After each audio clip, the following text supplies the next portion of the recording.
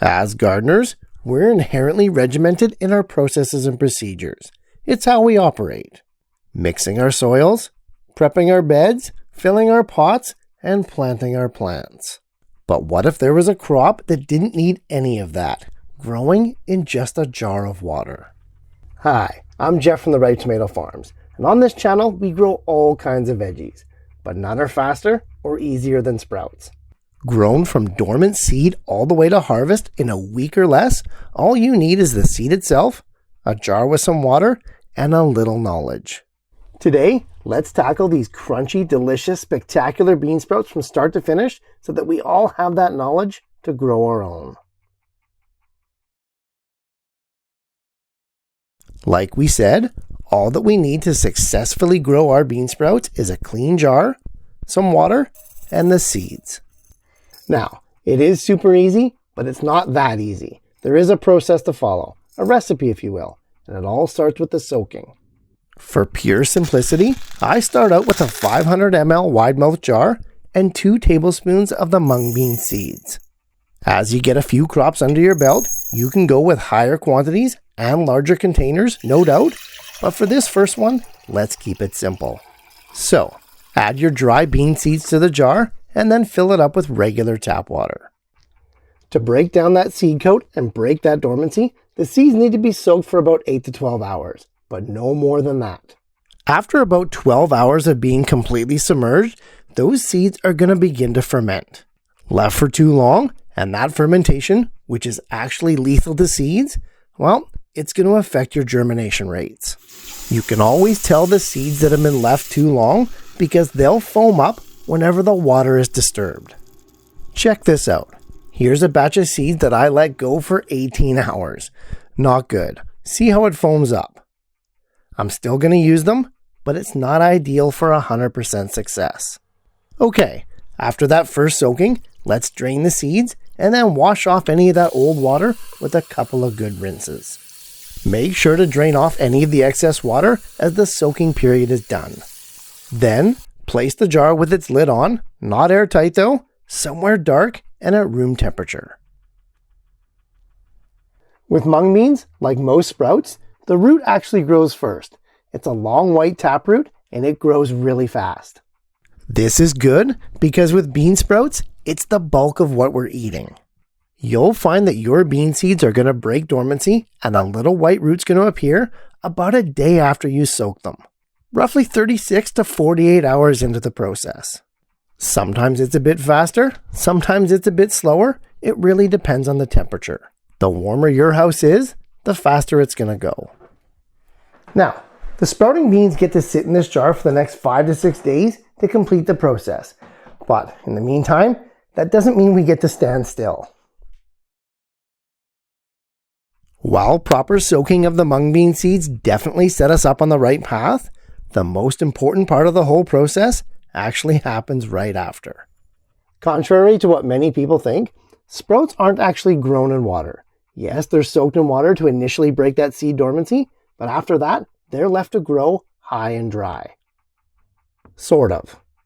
2, sometimes 3 times per day for the next 4 to 6 days, we'll wash and rinse our mung bean seeds thoroughly. While they'll never be submerged ever again, the surface tension of the rinse water stays on the sprouts, allowing them to stay fresh and continue sprouting. Without this rinsing, the mung bean sprouts would quickly dry up and you'd be left with nothing.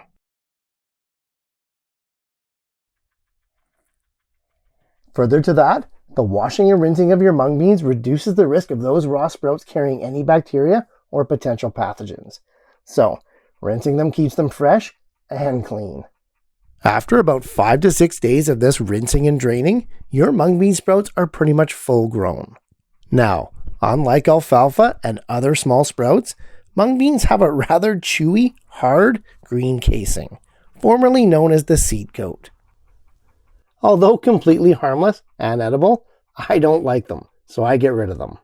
The best way to do this is to float them out in a large bowl and manually remove them by hand.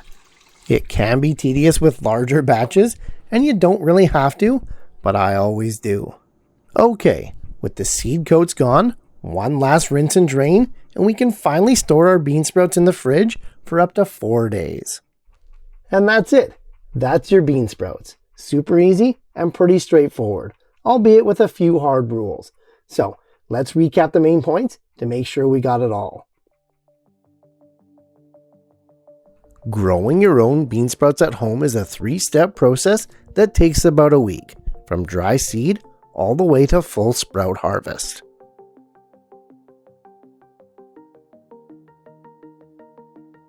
Starting with a wide-mouthed glass jar and a relatively small amount of seeds, usually mung beans, soak them right from dry for no more than 12 hours.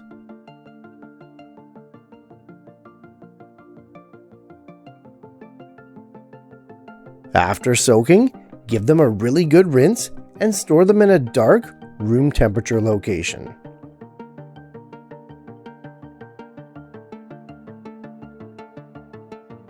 Repeat those thorough rinsings 2 times a day for another 5 to 6 days, after which time your sprouts will be done. Those rinsings though, they are important. We need to rinse the bean sprouts both to keep them moist and fresh, as well to prevent any bacteria or pathogens from proliferating. Removing the seed coat casings is optional, but I do like to get rid of them. It's fairly easy to do manually, just float them out in a large bowl.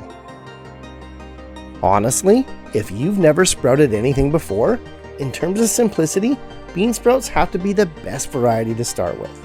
They're even easier than alfalfa sprouts. Store your bean sprouts in the fridge for an additional 4 days and get ready to start the process all over again for an unlimited supply.